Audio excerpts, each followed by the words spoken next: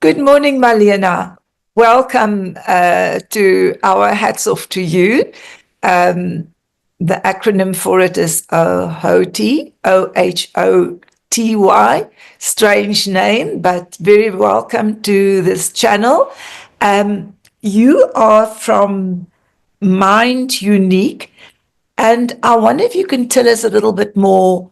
What is Mind Unique and what you do before we start to talk about cell phone towers and radiation and things like that?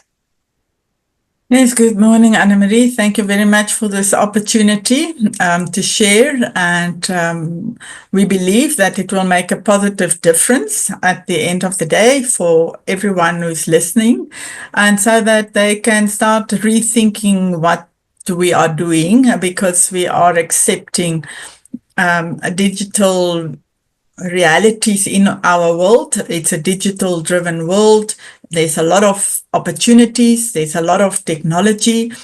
And therefore we may prefer not to look at the challenges and the responsibilities and the consequences of what's happening when we are not critical enough to say we have enough exposures, we have enough social media, we have enough screens, and it's not good for us anymore to engage in more screen time, because it has a negative impact on mental health, social relationships, emotional well-being, so physical health, spiritual health. So holistically, I'm and we are looking at what's the impact on us as human beings, because we can now easily become as dumb or dumber and number and as flat as screens, because we are engaging and living too much. We are giving too much time to screens instead of living our real lives fully in the real world and contributing to your communities in the real world and make a positive difference there, and enjoy life, celebrate life in the real world. And that is basically our focus.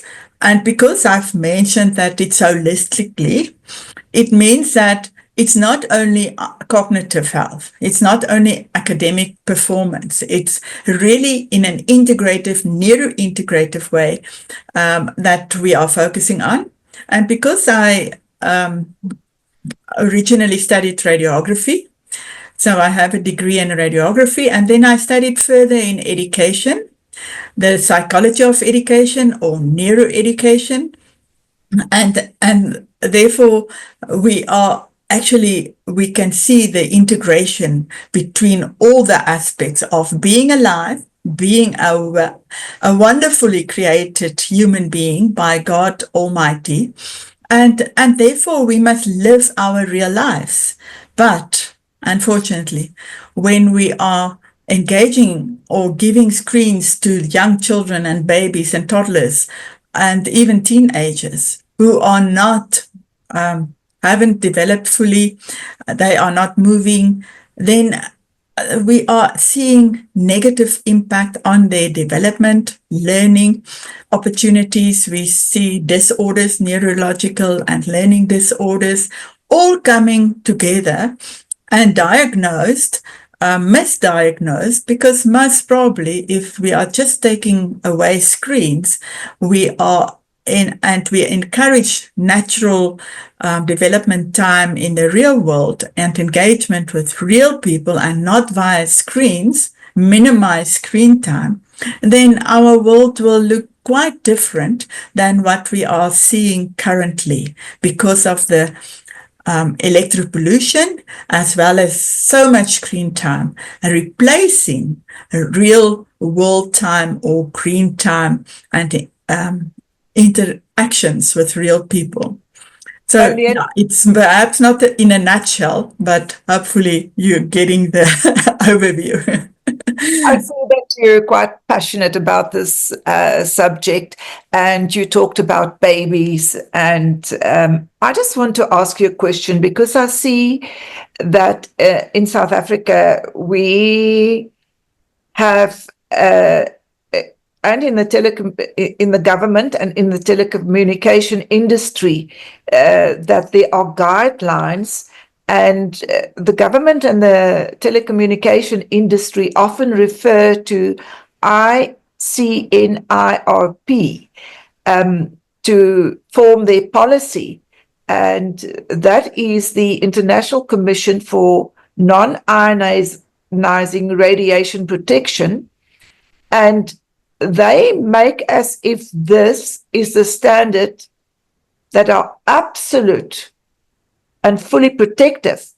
But I have read that these standards are not fully protective, because you talk about babies, you talk about people being exposed to radiation. So I wonder if you can tell me these standards, how they were developed, or for what type of exposure were they developed. So if you can just talk a little bit about that so that people can understand where we come from.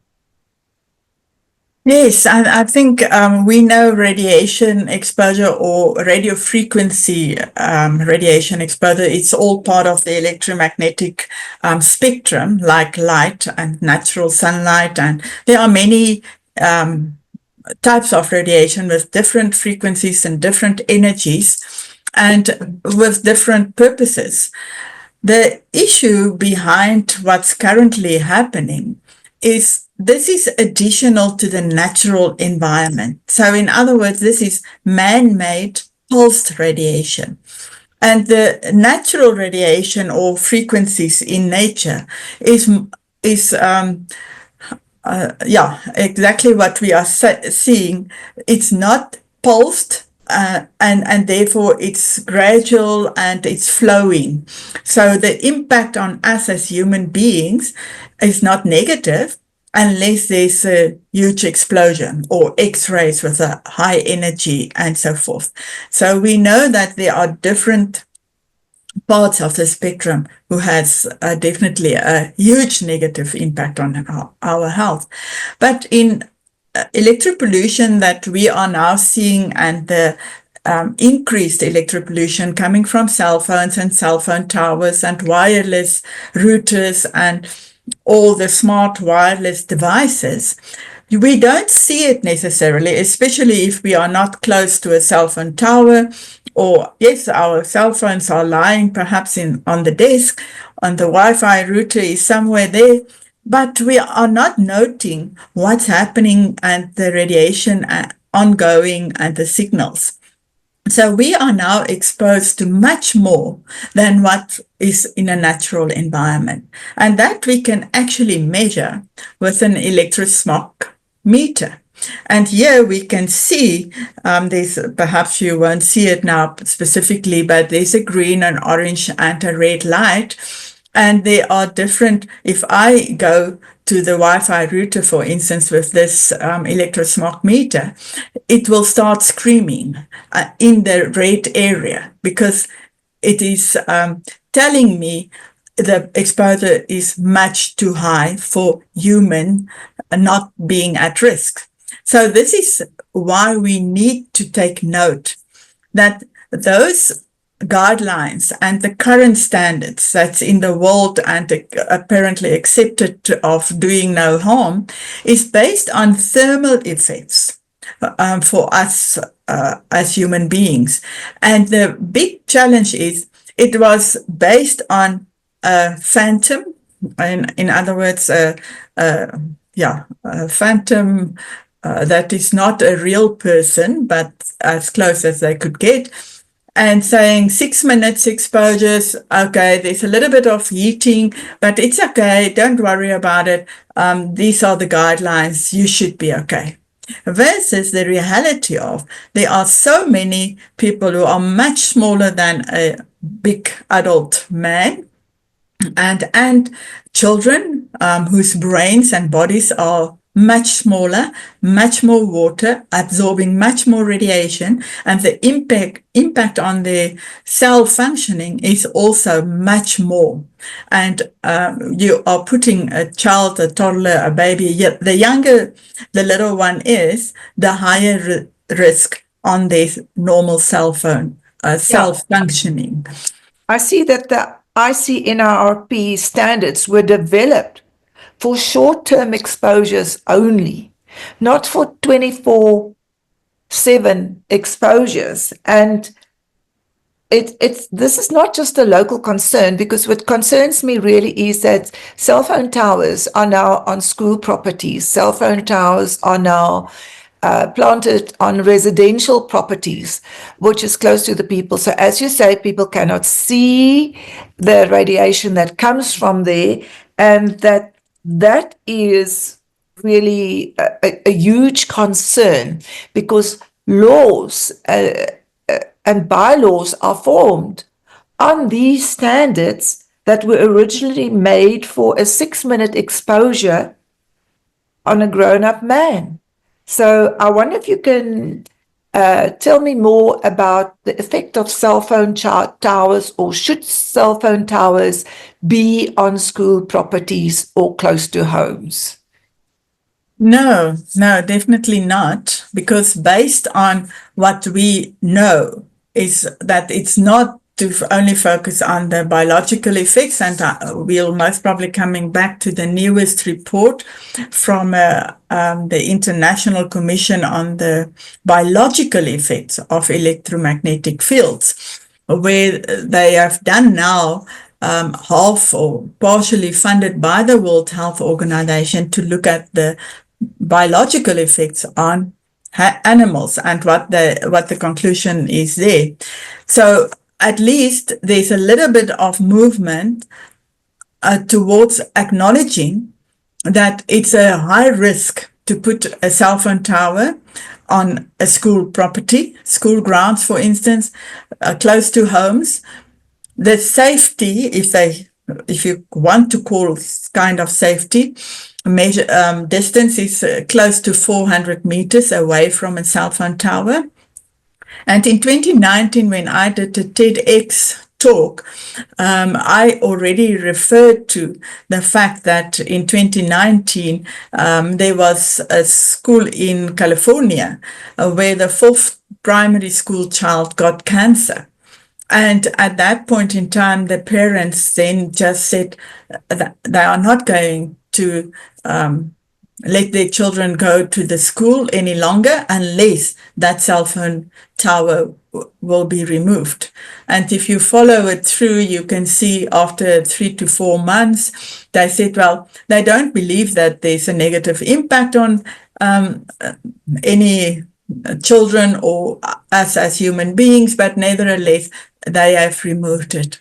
And I think that is the kind of thing that the more we can help people to understand and realize that there's a negative impact on our health, and especially on vulnerable children who's much smaller, we cannot allow cell phone towers on properties like school grounds, close to hospitals, even old age homes. And therefore, that's coming closer to us in our homes as well. But for regulations and bylaws, definitely we must not adhere to the current standards and say, well, don't worry, there's no high risk attached to this. We are adhering to the current standards, but we know that there are much more attached to it, focusing on biological effects and knowing that we are now being exposed to much more electropollution on an ongoing basis in our homes as well as on the streets. So this is why there's actually an increase in specific cancers as well, where they already see a high causal link between exposure and what's happening with our bodies. Marlena, I read that in May 2011, the Parliamentary Assembly of the Council of Europe warned about the long-term biological effects of electromagnetic fields on human health and the environment. And I don't know if you saw that, but they made certain recommendations. So it is not just one single person that did it, it's the Parliamentary Assembly that did it. So I wonder if you can talk a little bit about this, and then also examples of what is happening elsewhere in the world as a result of this decision made by the Parliamentary Assembly of the Council of Europe on the effects of electromagnetic fields. Yeah, and that is close to 14 years ago already, and we know since then what has happened with the explosion, basically, of smartphones, so it's almost just before the real impact that is happening. And we are now at risk, and therefore the precautionary measures as well we must recognize. So the council at that point in time said the public must be informed about the high risk or the risk of being exposed for too long to too much electropollution, because we also know, I have a quantum scanner, for instance, where it can measure the toxicity in our bodies, and it's identifying when our cells are actually getting toxic because it can't get rid of the electropollution, like pesticides, like the pollution in the air pollution. So our bodies experience it as a toxin. And I can prove it, so I think that's why it's important. People must be informed. That's what they said. Public must be informed. I know that some people then said, oh, don't worry. They will get really experience a lot of fear when we are telling them that. So rather, don't tell them, don't make them aware of it, because that will have a negative impact, most probably on the way that they are using phones. So in our mind, this is not the truth, and it can't be stopped. We should not stop talking about it. The truth is, it does have a negative impact on us already, as you have pointed out, in 2011. But even now, as what I said about this press release, where they're now recognizing there's definitely there's scientific evidence getting a link between exposure to EMF radiation and cancer and other autoimmune diseases, specific cancers as well. So, and then the other one is linking to a specific measurement of 0.6 volt per meter indoors, and try to reduce it over time to less than 0.2 volt per meter. So that's a specific measurement and energy per meter. That can be measured as well with this electrosmog meter, for instance. So this meter can measure different units of exposure depending on what you are interested in. And then wired internet in classrooms, for instance, or computer labs at schools, because you can just imagine how much exposure are our children getting if there is Wi-Fi now everywhere. And our teachers, everyone is now exposed so much more on an ongoing basis. And even just dizziness, headaches, skin rashes, skin irritation, tinglings, even heart rhythms, arrhythmia.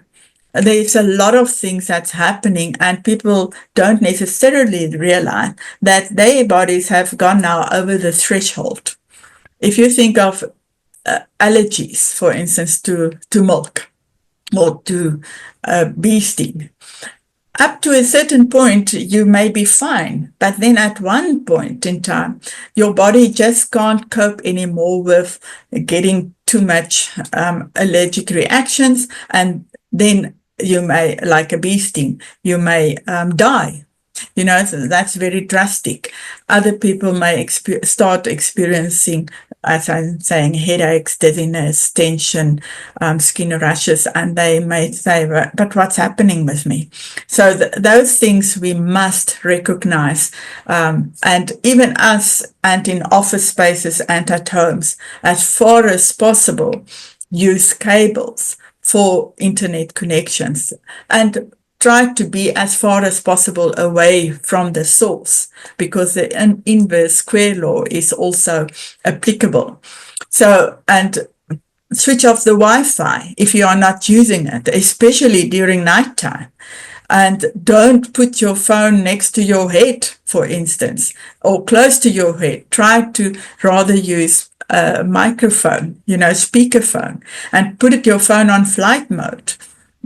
Making sure that it's not overworking where the signal is worse, because then it's overworking and you are also getting more radiation, like in a car. It's like a Faraday cage, like in a lift. All the cell phones there are working harder, so don't take a call there, for instance.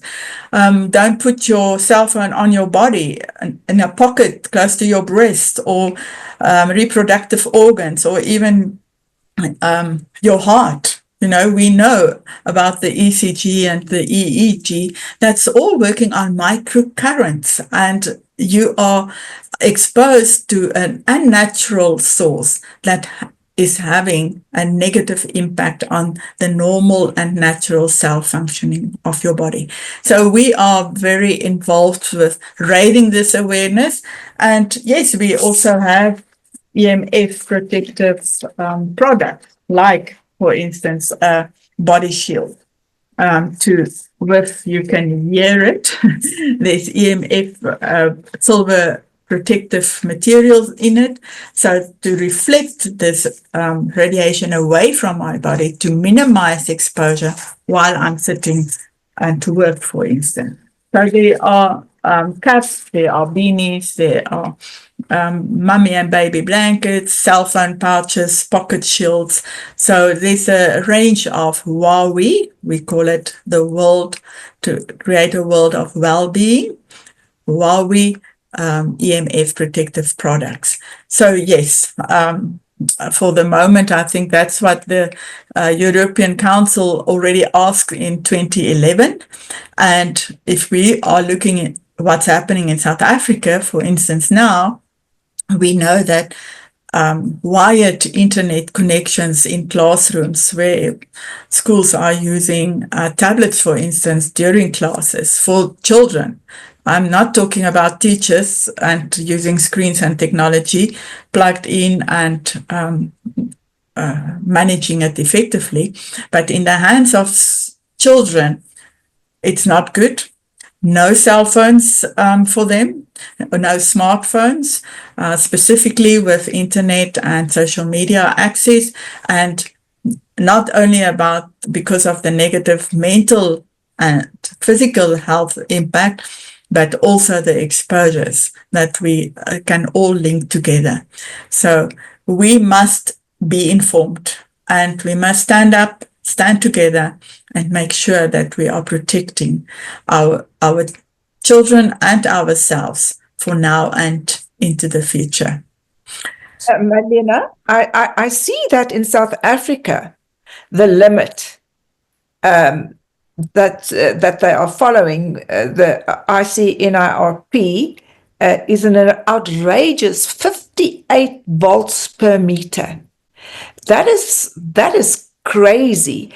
And it reminds me of the study that I read about schools in other countries that have now banned cell masts near schools. I see that France, Germany, Switzerland, New Zealand, and Finland have banned these cell masts. India has also drastically cut exposure limits and removed Wi-Fi from many schools. That is concerning, that we are still planting cell phone towers everywhere we find a piece of ground. And if you travel on our beautiful highways and you travel through the country, you will find cell phone towers everywhere. Because people think they must be connected all the time and they don't realize what's the impact on not having a safe space. Because it's actually to do with safety and security. If we really think about it, and that's why we can talk to each other and say, don't do this or do rather this or that. But it's the responsibility of a government and municipalities to make sure that we as human beings are safe and secure. And we are not safe if we are living close to too many cell phone towers or in schools with the Wi-Fi's or even on properties. I mean, that's outrageous. That must not be followed through because I know about a property not too far from us with a cell phone tower. Luckily, it's not activated yet. But I mean, the property prices in that environment will also fall. The more the people are getting the right information and we can show them what's happening, then the more people must stand up and say, enough is enough. We can't afford to risk our health and our future because of just getting better connections. Rather, cables and let go of the wireless connections, although it's very comfortable and convenient. Yes, I agree. But I still rather, because of that, use a keyboard that's plugged in, a mouse that is plugged in, the cable with my laptop. So although, yeah, I know that a lot of cables, but at least it's in a closed environment. It's not that I'm working in a soup of wireless exposure. That's what's happening with Wi-Fi routers. So we need to be aware of this and then actually lower the risk and take the precautionary measures and make sure that our laws and bylaws are not adhering to the ICNIRP standards, but rather following India and Brazil, who removed the cell phone towers, Sweden, Switzerland, France. We just cannot afford. Even Russia, we don't see that. But here, at the back, there's also, an indication, and then in the booklet of this electrosmart meter, there's also the mentioning the different countries with the different levels of exposure and how they have minimized it and lowered it as saying the safety standard instead of adhering to what the World Health Organization or the International Commission on Non-Ionizing Radiation and Protection is telling us. Marlena, if somebody wants to buy that, smog meter, do you call it a smog meter? The electrosmog meter or electropollution. Yeah. Do you sell those smog meters as well, electros? No, unfortunately not. They can go through the website of mindunique.co.za. I'm linked to a Canadian company who are selling these ones, but they are manufactured there and it was imported, So, but it's I'm not sure, between 3,000 and 5,000 rand, depending on the model.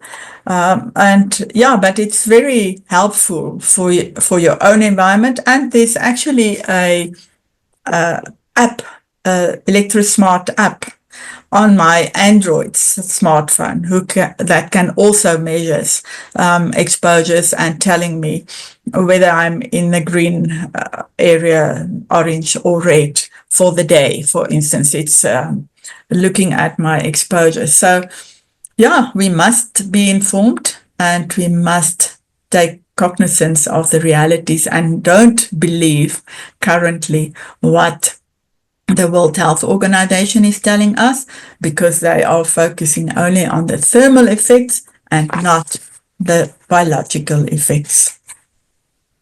This is the newest press release on the 27th of April. This was the press release from the biological high certainty. It reports a high certainty of risks linking the EMF radiation to cancer, cell phone radiation to cancer in animals. And it's based on 52 studies that they did.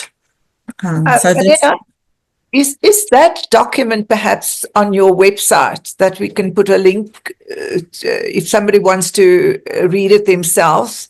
Yes, it's not there currently yet because it's almost fresh off the off the press. But I'll definitely, before the end of the week, I'm sure I can make sure that it's uploaded onto mindunique.co.za under the EMF radiation, and also the EHS. That's another story about electro-hypersensitive people, because all of us are actually sensitive to electromagnetic radiation because we are actually bioelectrical. All our functions are microcurrents between the cells that's moving. So we are all electrosensitive, but the hypersensitive people, that is starting when you are becoming like tingling in your fingers that I sometimes experience. I experience arrhythmia of my heart, even just your eye is actually not looking, tweaking of your eye. So those are small things that I picked up. And then I started exploring. And after I for the first time, talked to someone who said, but that she is electro-hypersensitive. She can't go in a shopping mall, for instance, where there's a lot of Wi-Fi radiation, because then her head is burning. So yeah, that is definitely a reality. We can get it. It can help us, but I don't sell it. But we must recognize it is available. I can do reports. I come out to homes, for instance, or offices, and then I do measurements and mitigation strategies, recommendations on how you can minimize your exposures. And by having such an electrosmog meter or the app on your phone, it's better than nothing. It's not measuring the exact things, but between these two, you can get a very clear picture of your exposures, where you are living or where you are working.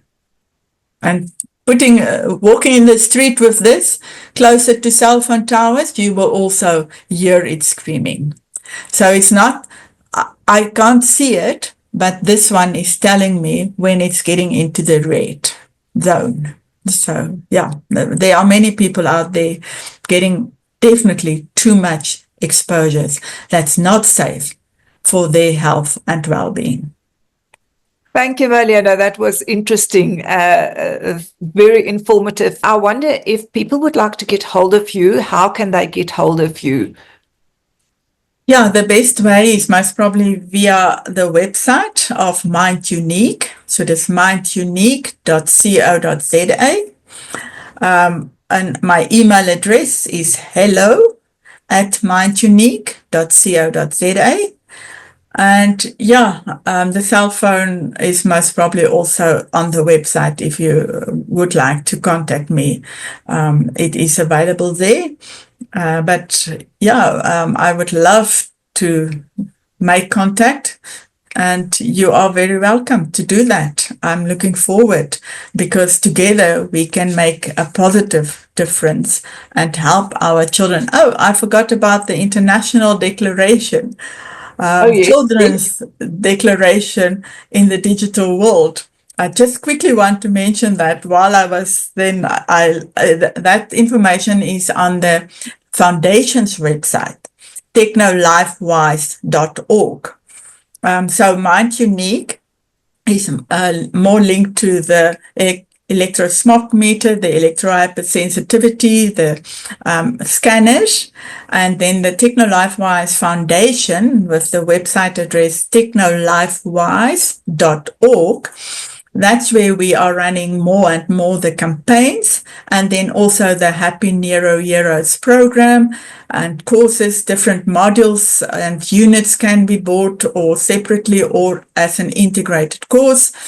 And there is then also that link that you can show your support. We are welcoming to show your support, share your story, because we there on the foundation side, we are looking at especially the impact on children's health and well-being and in schools.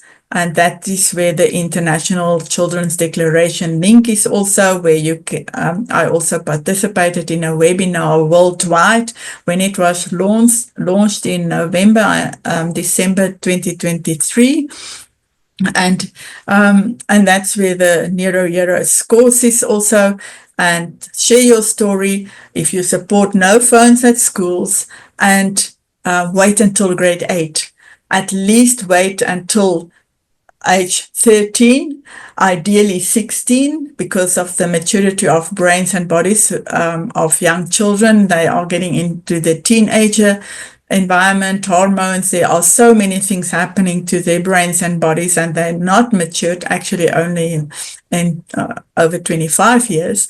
So don't expose them to things that they can't manage, because remember, a phone, and especially a smartphone with access to social media and the internet, that is a high risk, and it's like a digital drug.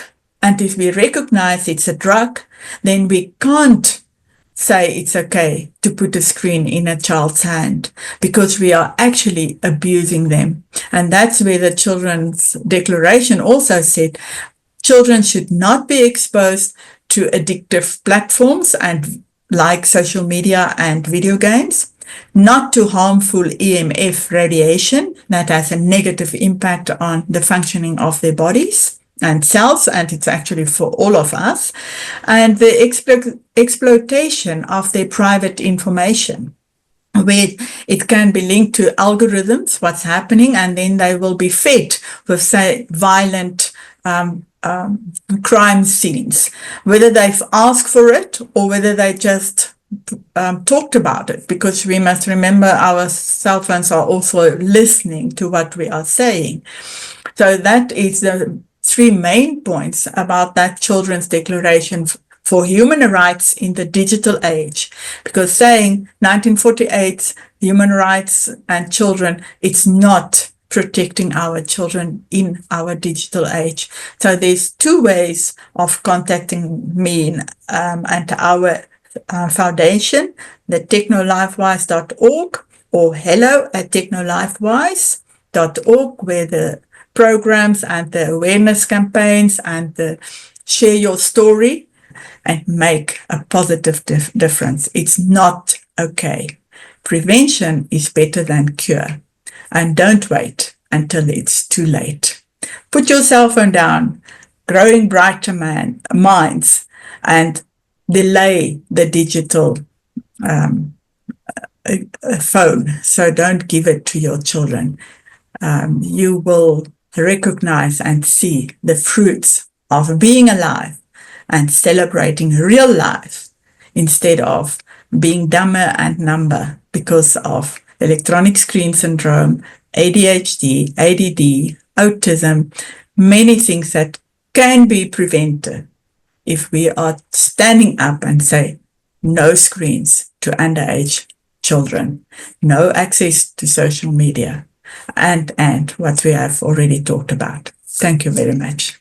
Thank you, Marlena. We'll definitely have you back. Thank you very much for your time today and valuable input.